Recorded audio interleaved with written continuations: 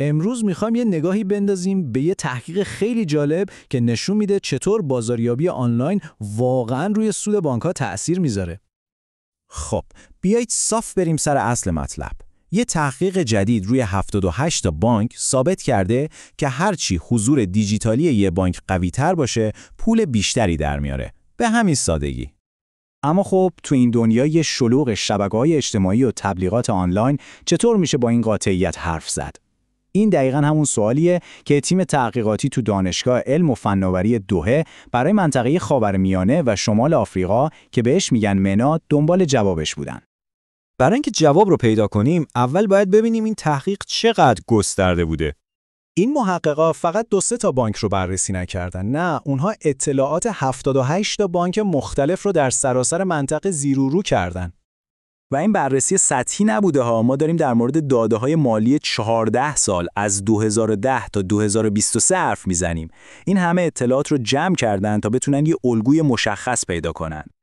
نکته مهم اینه که اینها حدس و گمان نیست. همه این تحلیل‌ها بر اساس یه تحقیق علمی و دقیق هست که توی مجله پایداری یا Sustainability منتشر شده. و سوال اصلی تحقیق هم خیلی ساده بود. آیا این همه فعالیت آنلاین، این همه پست و استوری و تبلیغ واقعاً تهش به پول بیشتر ختم میشه؟ خب حالا یه سوال پیش میاد. چطوری میشه یه چیز مبهم مثل حضور دیجیتال رو اندازه‌گیری کرد؟ اصلا چطور بهش عدد میدیم؟ خب محققا برای این کار یه ابزار خاص طراحی کردن. این ابزار اسمش هست شاخص حضور بازاریابی دیجیتال یا به اختصار DMPI. فکر کنید مثل یه جور کارنامه دیجیتالی برای هر بانکه. حالا چی توی این کارنامه است؟ خب DMPI فقط یه چیز نیست. همه چیزو اندازه میگیره. از اینکه وبسایت بانک چقدر خوبه و توی شبکه‌های اجتماعی چقدر فعالن گرفته تا بحث سئو. یعنی مثلا وقتی شما توی گوگل سرچ میکنید بهترین وام خودرو، چقدر احتمال داره که این بانک جزو اولین گزینه‌ها بیاد بالا. حتی بهینه‌سازی برای موبایل و کیفیت محتواشون هم بررسی میشه. خب حالا که یه راه برای نمره دادن به فعالیت دیجیتالی هر بانک داشتن، محقق‌ها بالاخره میتونستن این نمره رو با عملکرد مالیشون مقایسه کنن. و نتیجه چی بود؟ این جدول اصل ماجرا رو خیلی قشنگ نشون میده. تحلیل‌های آماری پیچیده یه رابطه مستقیم و خیلی واضح رو ثابت کرد.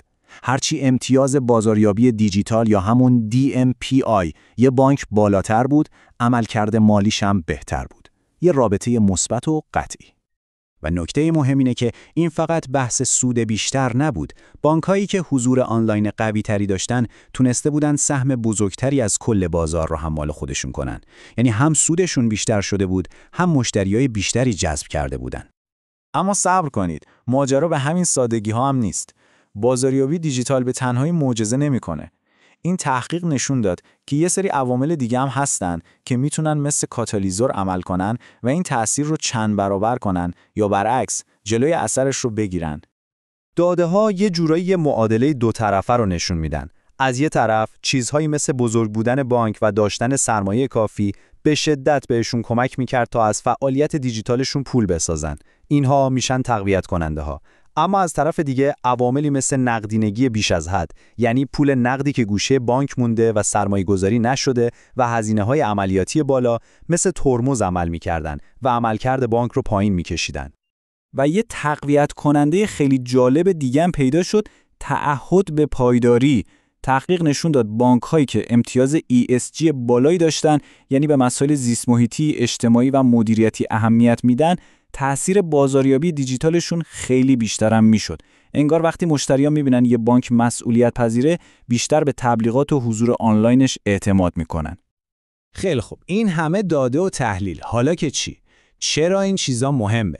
این یافته‌ها یه سری نتایج خیلی عملی و روشن برای گروه‌های مختلف داره.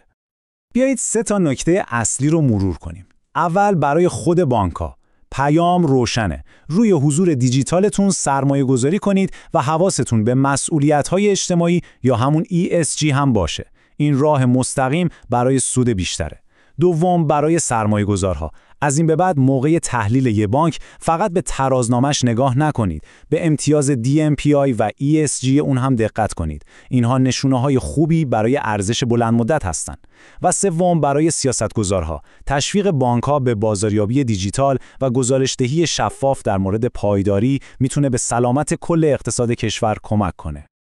پس خلاصه کلام اینه که ارتباط بین فعالیت یه بانک تو اینستاگرام و تیک تاک با قیمت سهامش یه ارتباط واقعیه. این دیگه شوخی نیست. و این تحقیق ما را با یه سوال بزرگ تنها میذاره. حالا که بانکداری دیجیتال داره به یه چیز عادی تبدیل میشه، چطور مطمئن بشیم که از این تکنولوژی برای ساختن یه آینده مالی بهتر، پایدارتر و اخلاقی‌تر برای همه استفاده میشه؟